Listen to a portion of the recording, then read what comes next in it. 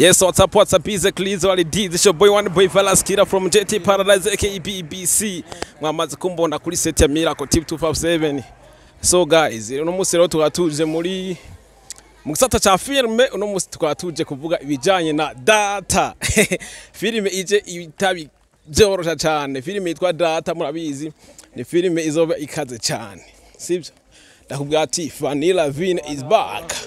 FANNY LAVINE ngo aba yagarutse, yabati yagarutse. Nawe nyene yamaze kuvyibwira bwa ati nkuko mwari munzi jewe ndi umwami kazi wa filme y'u Burundi. Nzaragarutse rero kuri set za kamera nje kubabwira ibijanye na filme, aje kukina filme yakaga. Ndakubwira ati filme Data ni filme igaragara ko izo biryoshe, izo bimeze neza cyane kubera ni filme nakubwira ko nabonye ukundi kuntu, nabonye ubundi buhinga, nabonye iyindi shusho, nabonye iyindi sanamu. Ni ibintu birenze cyane, ni ibintu bizoba bikaze sana kabisa. Murabona nibere mu barabara ndiko ndarengana, ndiko ndatambuka, ubona abantu nyene, abantu benshi bari mu barabara nyene ni hatari.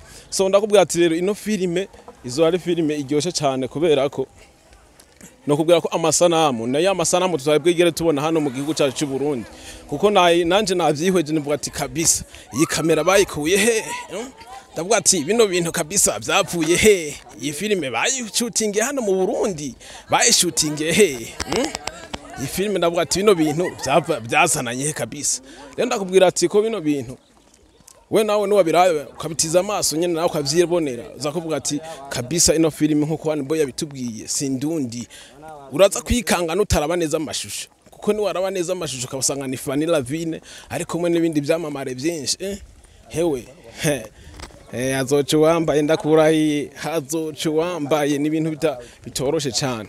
Ndakubwira ati rero nka FANNY LAVINE nkuko yavyivugiye nawe nyene yavuze ati FANNY LAVINE is back. Yavuze ati is back kabisa, ndagarutse inyuma yuko hejeje kwiyibunga murazi ko yahora muri konje y'akazi, yari yarahagaritse imirimo kugira ngo abanze nyene mu muryango nyene byagenze neza. Rero Imana imaze kumutwengera, Imana ikamara kumuhezagiza ikibondo, ubu yavuze ati nagarutse.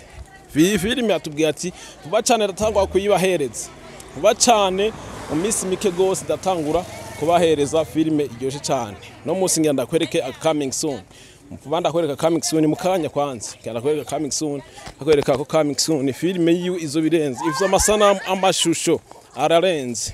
Ndakubwira rero ko FANNY LAVINE uwo bazo ko ntako tamwibuka neza ni wa mu best influencer wo muri Irebe Media, ni wa mu damu wo solution woman, mwese ndazi muramuzi, ni wa mutipe oya sumutipe kwanza ndababeshe sumutipe n'umudamu, sivyo? Ni wa mudamu avuga ati jewe naramaze kwihereza filime, naramaze kwihereza ibintu byo gukina, namaze kugira gute. Afise n'intuze rero yitwa solution couple, aho bari kumwe n'umufasha wiwe intare ya gatandatu. Murabizi ko yigisha abantu nyene imijanye n'ingo, abigisha abantu nyene bijanye no kugira n'urukundo, kuryosha urukundo, biryosha ibintu bisara, ibintu birenze, sivyo?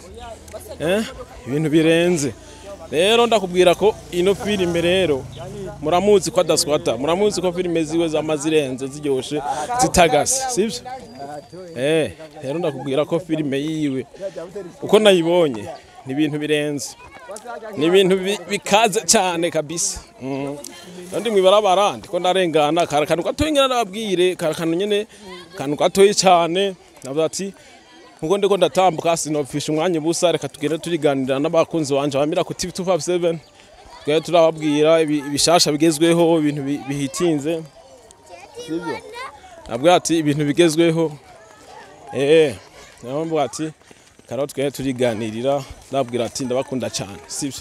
Ndabakunda cyane, ndakunda ukungene munshigikira, ndakunda ukungene mudahengeshanya gukora subscribe, ndakunda ukungene mugwa mukora like, musonda ama like, ndakunda ukungene nyene ibintu bitagase kabisa, mugwa mwanyeretse urukundo rwanyu.